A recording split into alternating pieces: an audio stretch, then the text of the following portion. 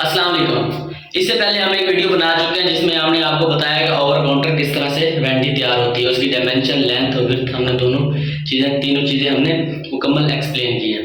तो आज हम बना रहे हैं अंडर काउंटर वेंटी। तो अंडर काउंटर वेंटी की जो डायमेंशन है, जो हाइट है, वो हम आपके साथ डिस्कस करेंगे और साथ बनाएंगे। अंडर काउंटर वेंटी की हाइट क्या होनी चाहिए, मैक्सिमम हाइट कितनी होनी चाहिए, मिनिमम हाइट कितनी होनी चाहिए और ये किस तरह से फिक्स होनी चाहिए।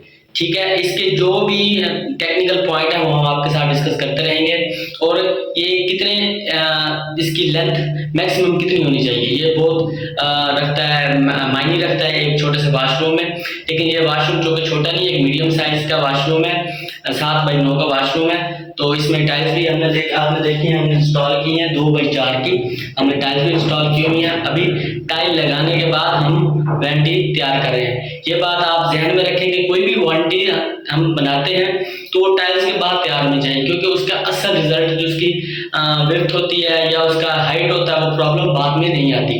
कुछ लोग इस तरह से होते हैं कि पहले वेंटीज बना देते हैं, बाद में टाइल्स लगती हैं तो उनकी हाइट का प्रॉब्लम बन जाता है। तो इसलिए टाइल्स लगाने के बाद वेंटी बनाएं तो ये सबसे अच्छा ऑप्शन होता है।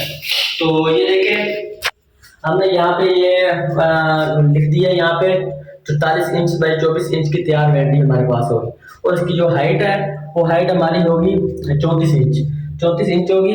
ये हमने यहाँ पे मार्किंग की है, ये मार्किंग कर दी है। ये देखिए हमारी जो हाइट है इस टाइम जो है 31.5 इंच है।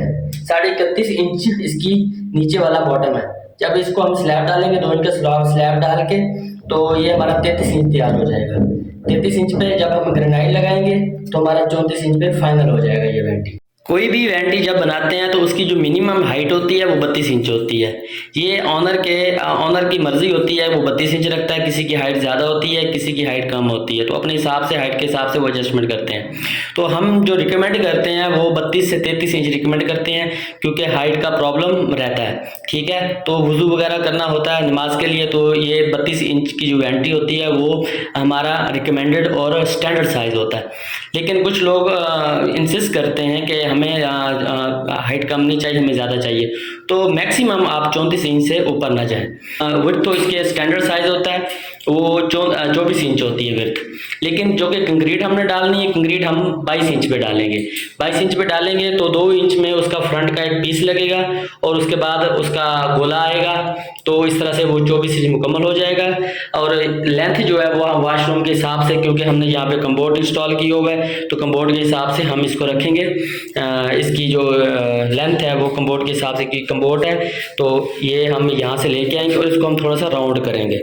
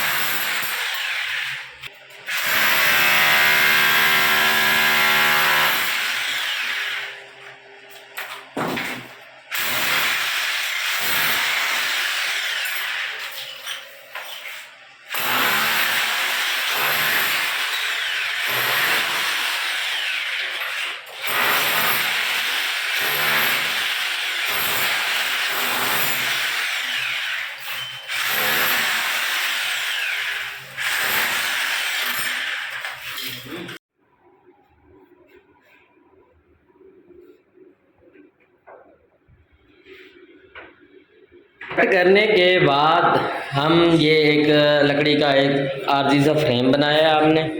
फ्रेम बना के, ये आप तो समझ गए होंगे कि ये क्यों बनाया है। ये शटरिंग के तौर पे इस्तेमाल करेंगे। इसके ऊपर हम एक टाइल रख देंगे, या हमारे पास शीट अवेलेबल है तो हम शीट रख देंगे।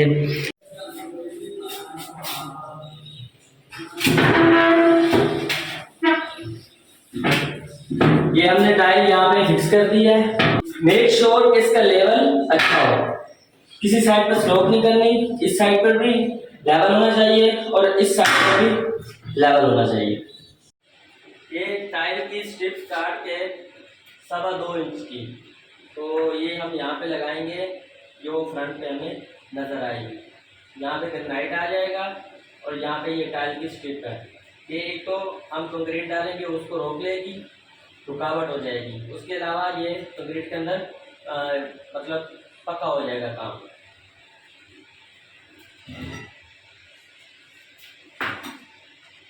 टाइल का फ्रेम लगाने के बाद हम जो साइज़ वेंटी का है उसका एक फ्रेम हमने कारपेंटर से बनवाया है ताकि वेंटी ख़राब ना हो। तो ये हम यहाँ पे रखेंगे।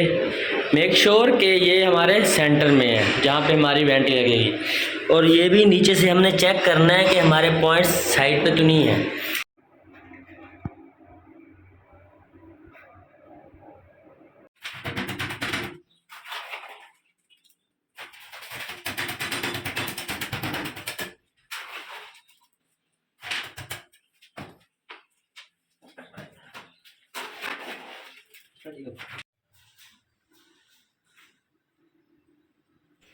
चार से 5 दिन के बाद हम इसकी शटरिंग ओपन कर देंगे। शटरिंग ओपन करने के बाद ये कुछ इस तरह से आ जाएगा हमारे पास। ये वेंटी ये हम इस हॉल के अंदर फिक्स करेंगे। इसके बाद इसके ऊपर ग्रेनाइट लगाएंगे।